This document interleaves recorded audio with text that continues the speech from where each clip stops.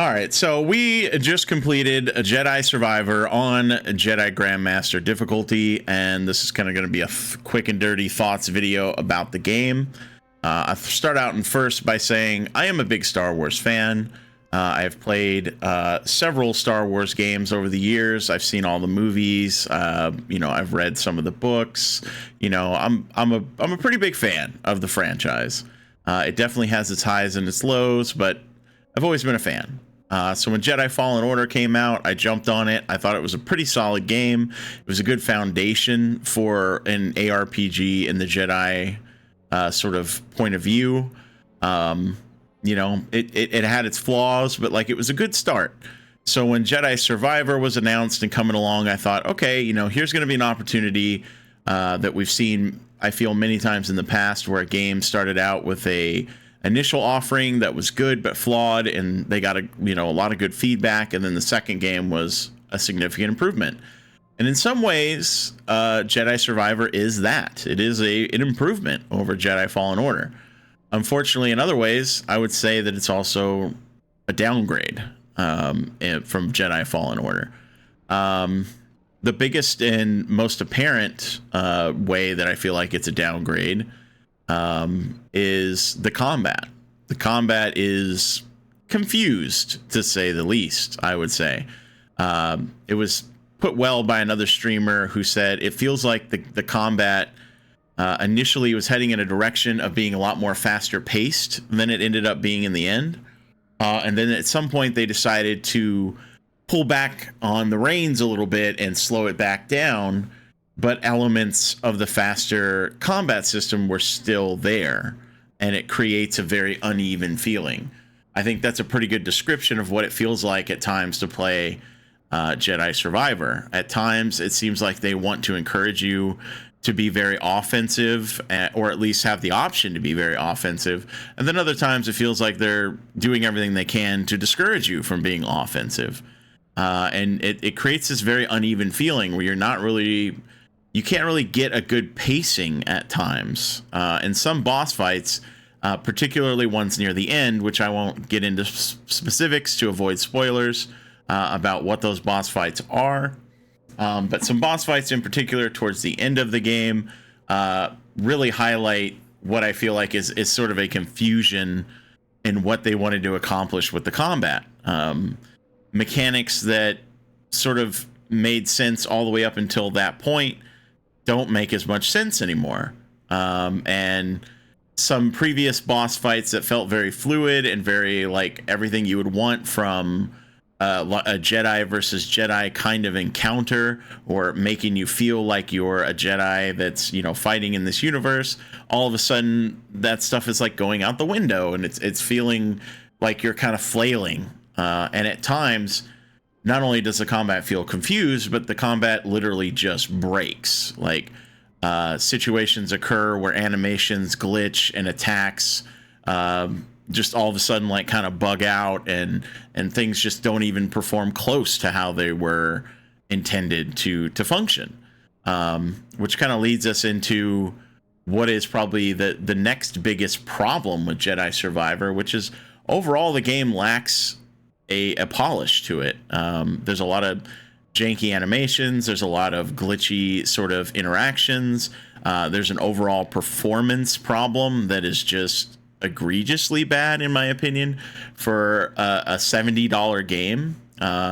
Even off stream, when I was trying to do side content, sometimes I was getting 30 frames, 20 frames with nothing extra running. And I have a modern system. I have a 3080. I have a good PC. There's really no reason why this game should be running the way it is. And that's with a mod installed to increase performance that was made by, modders out on Nexus Mods as a third-party sort of like attempt to, help this game perform better. And there's even been a couple of patches since release aimed at performance, and the game still drops to 30 frames. And that's with everything on medium or below settings, and all that kind of stuff like that. So it's like there really is no reason for how this game performs. It's not an ugly game, but it's a 2023 game. It looks like any other AAA game where the quality is good, but it's not outstanding. There are better looking games that run better than this one. And that's pretty disappointing, especially when they went much bigger on the open world aspect, which I was happy for, but I didn't feel compelled to explore that open world because the performance was so bad that it was detracting from my want to explore and go find everything. I just kind of hit a point where I just wanted to be done with the game. Sort of reminiscent of Cyberpunk 2077 when it released. Similar issues, you know, the game just didn't run that well, and so I just kind of took my hands off and said, well, we're just going to try and get through the main story, and maybe we'll come back to it in the future. Similarly to how people held Cyberpunk's feet to the fire for how it launched, I feel like would be unfair not to hold Jedi Survivor's feet to the fire and criticize Respawn and EA for putting out this game when it really just doesn't feel like it was ready. And spending $70 on it doesn't feel good. But there are high points as well. You know, I don't want to just talk about the negative. There are good things in Jedi Survivor. I think the addition of the extra trees and the extra stances was a nice addition. You feel like you have more customization over how you want to play the game. There's more upgrades to force powers as well. Even though sometimes they were not the most useful of upgrades. There's way more cosmetics if that's something you care about. I enjoyed fiddling with the cosmetics a fair bit. I let my chat sort of weigh in on what look we were going to give Cal on today's adventure, and it was kind of like a fun little thing to throw in there. You know, there's much more diversity in how you can approach certain situations. The activities in the open world did feel pretty good. Unlike, you know, sort of the infamous Ubisoft way of doing things where everything is like collect items or repeated open world objectives. It felt like Jedi had a good variety. There was good stuff to find. Exploration felt rewarding. Even the chests that you would find usually had some cool cosmetics and stuff in them. There was a variety of legendary monsters and bosses to find that were difficult extra fights.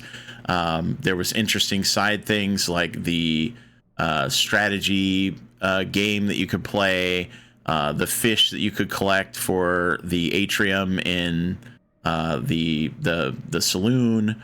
There was new characters to unlock for the town and for the saloon to add, you know, more conversation and stuff to the game. Like all that stuff created like a good variety where like you had an open world, but it didn't feel like it was an open world that was just filled with pointless activity, which makes it all the more sort of disappointing that I didn't enjoy exploring that world more because of the performance, because it really isn't a cool open world. There's a variety of locations. It doesn't feel like there's a bunch of wasted space. Everything felt, you know, handcrafted, like, you know, they took the time to actually plan out where all these things were going to be. For the most part, I feel like the open world did work well, you know, better than a majority of open world games that have released in the last couple of years. The only exception being maybe like something like The Witcher 3, right? Which is sort of seen as like the pinnacle. Does it reach that level of quality? I don't think it does, but it's closer than a lot of games managed to get, you know, so, you know, we do want to give credit for that. Majority of the boss fights also were pretty fun. Only a couple towards the end that I mentioned earlier sort of detracted from the enjoyment, but majority of the boss fights were good, as they were in the first game. I feel like they stepped it up on the bosses overall in this game. They're really where the combat shines the brightest, because you feel powerful in those kind of fights, and like you're fighting an enemy that's on equal ground with you, and you're you know, sort of on the edge of your seat the whole time, which is something the first game did pretty well, as well as making you feel like, man, you know, this is a powerful enemy, and I gotta use like all the tricks available to me, especially if you're playing on the highest difficulty, as I did for both games. The regular enemy variety is also pretty good. There's a decent amount of different enemies that have different types of attacks and different sort of strategies they employ. The sort of downside to that is that's another place where the combat can feel very inconsistent, is when you're fighting a variety of different types of enemies all at once, and it's difficult to approach those sort of situations because the enemies do a lot of things that sort of violate the rules of what you're allowed to do. They'll weave red attacks over top of each other, which can't be blocked or dodged unless you have the force block upgrade, which you probably won't get till way later in the game. They do multiple attacks that lock you into like block strings and stuff like that, where you can't get out of it, and will break your guard and just cause you to take a bunch of damage that feels like kind of unavoidable. You can't. You'll have situations like, for example, where you'll have a melee enemy in front of you who's swinging at you, and you'll want to parry his attack, and you'll hit the parry button, and then some, droid or something will fire a blaster shot at you from across the screen, and instead that blaster shot will hit your, lightsaber before the melee attack does, and you'll parry that, and then you'll eat the melee attack. Or you just won't, or you won't parry it. Instead, you'll block it, and then you'll get like guard broke, and then you'll get hit with a combo. Like these types of interactions are happening in split second scenarios, and they sort of like, when they're all overlapping like that, like the results can be unpredictable, where you feel like you aren't so much in control of what you're trying to do with your character, so much as you're just hoping the game doesn't like cause some crazy wig out situation to occur where you just die. And nowhere is that more apparent, once again, than playing on the highest difficulty. Now you could argue like, hey, you don't have to play on the highest difficulty, you sign up for that, and I won't argue with that. But in a game that did such a good job in the first game of making playing on the highest difficulty feel difficult but fair, and gives you a semi-customizable experience by showing you like how that difficulty is going to scale up damage in life and make the parry timing harder and stuff like that. Like, they do a really good job with that, better than most games do, to then come to this game and feel like a lot of that care and difficult but fair difficulty curve that existed in the first game is just gone in this one. It just doesn't feel difficult but fair. It feels difficult and unfair, which I feel like I have to point out specifically because the first game did do such a good job with it, and I just don't feel like this one did. I stuck to playing on the highest difficulty the whole time because I committed to that from the beginning. But it created some very, very frustrating moments. One of the other most frustrating things I feel like I have to point out is it is an open world game, so you're dealing with large environments and at times big spaces within the world, and the lock-on mechanic that the game has sometimes just doesn't function very logically. There's a very short amount of range you're allowed to lock on to an enemy, which is very frustrating because sometimes you'll be just in a room fighting multiple enemies and you'll back up, or they'll back up, and your auto like lock on will just disappear. Like, it'll just drop the lock on because they took a step back out of the range, and you're just like, wait, what happened? Why did I lose my lock on? Or like, you're trying to lock on to, say, a ranged enemy who's shooting at you, but he's slightly out of range and you can't lock on to him, so you have to like continuously like trying to like run closer to him to get locked on, so you could use, like, for instance, your saber or your blaster stance to shoot at him. It's like it feels like the world is larger than they like sort of design the combat around at times. Like, you're sort of, and this is kind of more examples of what I mean by feeling like you're flailing your way through the combat at times rather than being in control.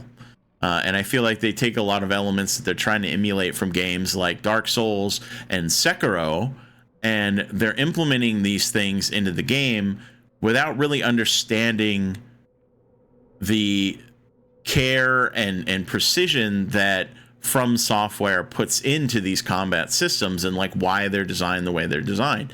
You never feel like that in playing like Sekiro, you know, where you feel like you don't have control of combat.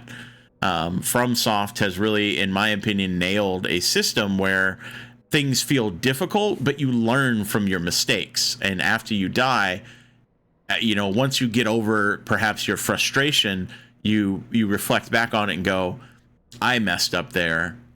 I just have to do better next time. There were many deaths in this game where I didn't have that feeling, where I was like, I just needed to like be better. It was just like there was nothing I could do there. I just died because they overlapped 3 red attacks and I dodged one, and the recovery frames from dodging were too long to dodge the next one, or something like that, where it was unavoidable. It was unavoidable deaths that happened over and over and over again, which is it's just not fun. It's just not fun. Anytime you feel like you're dying because you don't have control of your character, that's not fun. You know, that's never going to be fun. Doesn't matter what type of game you're playing, what franchise it is. If you feel like you're dying because you don't have control of your character, that's never enjoyable. And that happens way too often in this game. So with all that being said, I feel like I wouldn't recommend playing it on the highest difficulty unless you have a lot of patience, because there were a couple of times I was borderline like, I'm done with playing it on this difficulty because it's just not fair, and it's frustrating in a way that's just not challenging anymore. It's just unfair. So all that being said, you know, I don't want to talk too much about the story because I don't want to get into spoilers. I wouldn't say the story is great though. It's just kind of there. I feel like the game could have used more story. One thing in particular, a certain one of the characters, they play this character off like you should have had like a big connection to this character, and I never did.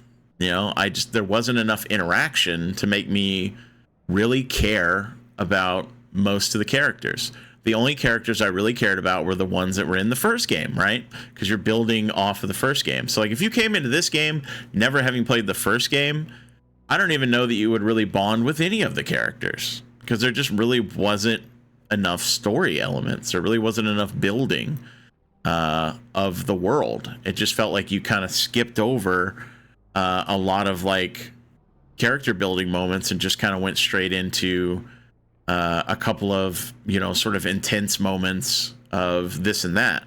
It didn't really feel like there was enough story to me. It felt like this game could have used another at least like 4 or 5 hours of cutscenes and character development and focus on the main story. I feel like their focus on the open world aspect just kind of like made them neglect the story a bit. And I kind of come away from it with questions still about what the heck was going on, you know, and like why certain decisions got made, why certain characters did what they did. It just didn't feel good. You know, like in the ending, also not particularly satisfying. So what would we rate it overall? I feel like you have to take into account the state of the game at launch with all these performance issues. That's a big detractor. The combat being inconsistent, the fact that I didn't really feel compelled to explore the whole world because of the performance issues and stuff like that. You know, playing it on max difficulty with some of the combat's problems and jank and performance issues all coming into effect, coming in with being a factor also detracts a bit from the overall sort of score. So I kind of want to be transparent about all those details. I feel like in its current state, it's like a 7.5 for me, somewhere in there. You know, with a little bit, with some performance upgrades and some fixes, maybe it could be like an 8. But given that I just don't consider sub 30 FPS to be acceptable, especially in a $70 game, I couldn't in good conscience really rate it any higher than like a 7.5. You know, it's got the potential to be higher, but it just isn't there. You know, it just isn't there in its current state. You know, I really hope that they can come through and do some patching on it, and I can return to this game in a year or year and a half, perhaps when Jedi 3 is announced, as I imagine they probably will make one. They certainly leave the story off on a note that suggests they have plans for another game. Of course, that's always subject to sales and, you know, all that kind of stuff. But I think the game did sell well, I would imagine. I don't know of any hard numbers quite yet, but I know a lot of people were playing it. I saw a lot of interest out there. You know, as soon as it goes on sale and they fix some of the performance issues, I imagine like quite a few more people will consider picking it up. $70 is a bit of a barrier right now for a lot of people in their minds, and hard to blame them. You know, hard to blame them. $70 is a lot of money. But I think it probably will get a third game. So I hope to return to it in the future and get a better experience overall once they do some more patching. But you know, you can't rate a game high on the expectation that they're eventually going to fix it. I mean, it launched how it launched, and it did launch in a good state. That's just a fact. So I'm gonna stick with about a 7.5 with the potential to be higher. Everything else, you know, music and stuff like that, I mean, it's Star Wars. I mean, if you like Star Wars sound effects and sound design and such things like that, it's pretty faithful to all that. You know, Star Wars has a very distinct visual and audio style to it. All that stuff is there, pretty good. No real like huge complaints about that. I thought, you know, most of the voice acting job and everything was fine. Nothing exceptional, but you know, not bad either. It's just kind of, you know, it's there. You know, we've reached a point in voice acting quality where I feel like for the most part they're all pretty good. You know, like voice actors have gotten enough sort of, you know, presence in the world of video gaming where you can expect generally voice acting to be pretty good, especially if it's a decent sized studio and they can afford to pay, you know, some decent voice actors. All that stuff was fine. The mocap and all that stuff seemed mostly okay. You know, like it all functioned pretty well. I don't have any huge complaints about any of that stuff. Yeah, I think that's most of the high points to hit. You know, I could sit here and kind of needle down on more and more stuff, but I don't want this to be a 45-minute discussion about every detail of the game. There are more professional reviewers out there who can deep dive, you know, better than I can and give all those little kind of small details. Just kind of a quick thoughts video. So yeah, that's my thoughts on Jedi Survivor. Once again, played on the highest difficulty, and yeah, have a good one.